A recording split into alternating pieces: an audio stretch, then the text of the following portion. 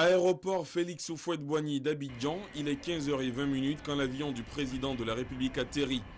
Le chef de l'État revient d'une visite officielle de 4 jours en Israël. Un déplacement consacré au renforcement des relations bilatérales entre Abidjan et Tel Aviv, mais aussi à promouvoir les opportunités d'investissement dans le pays. À son arrivée, le chef de l'État a été accueilli par le ministre des Affaires présidentielles, le ministre d'État, ministre des Affaires étrangères, quelques présidents d'institutions. Il a ensuite reçu les traditionnels honneurs militaires. Pour le président Ouattara, cette visite est importante à plus d'un titre.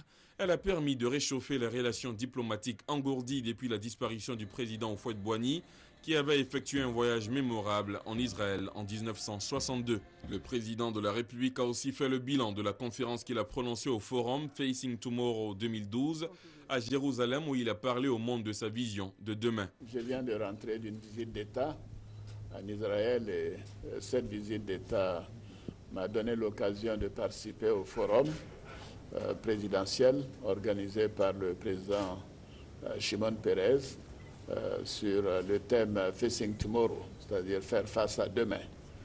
Alors c'était une visite importante, car souvenez-vous, il y a 50 ans, le président Houphouët a effectué sa première visite en juillet 1962 en Israël. Donc c'était une occasion de célébration de ce cinquantenaire et nous avons eu des entretiens très fructueux avec le président Shimon Peres, avec le premier ministre Netanyahou, avec le vice-premier ministre chargé de la Défense, chargé des Affaires étrangères et nous avons rencontré le président du Parlement, le chef de l'opposition et bien entendu des hommes et des femmes d'affaires également. J'étais accompagné par le ministre d'État et chargé des Affaires étrangères par le ministre de la Défense, le ministre directeur de cabinet et également une importante délégation de nos compatriotes en charge des secteurs économiques.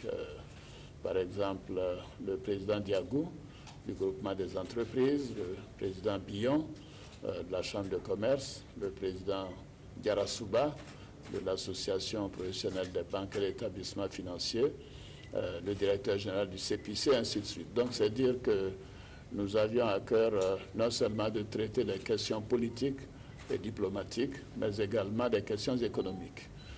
Nous avons rencontré de nombreux hommes et femmes d'affaires et nous avons d'ailleurs prochainement une visite des hommes et femmes d'affaires israéliens qui viendront en Côte d'Ivoire dans la période du 8 au 10 juillet, c'est-à-dire dans une dizaine de jours, 2 semaines au maximum.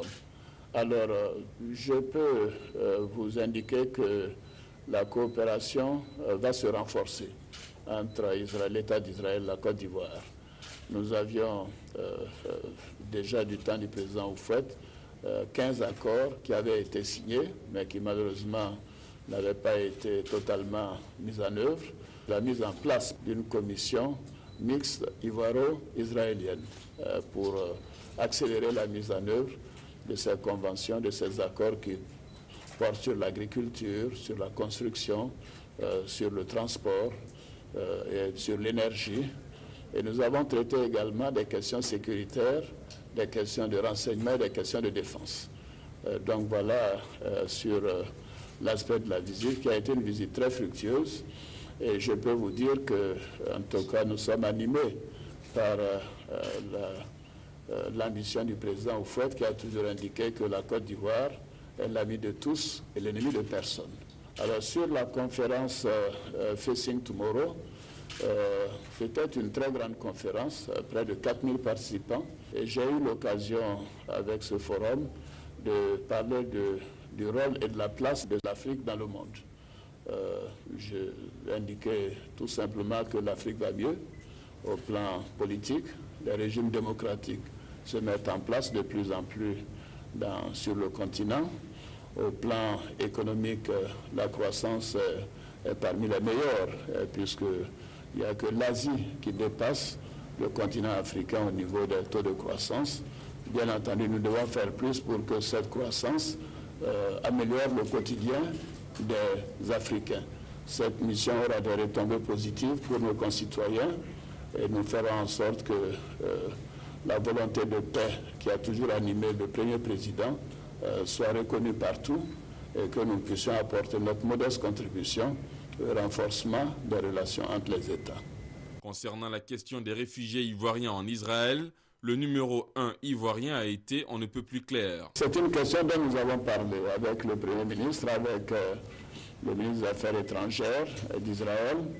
En réalité, il n'y a pas de will ivoirien en Israël.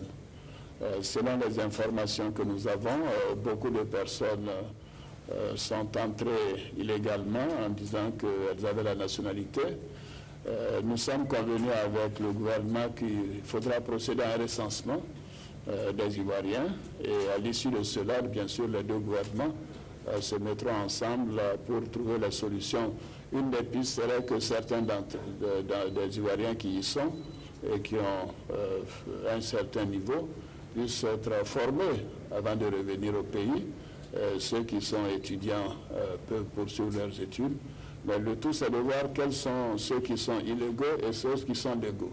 Pour terminer, le docteur Alassane Ouattara a affirmé sa volonté de se rendre partout dans le monde pour vendre les potentialités de son pays et expliquer aux investisseurs les avantages que leur offre la destination Ivoire.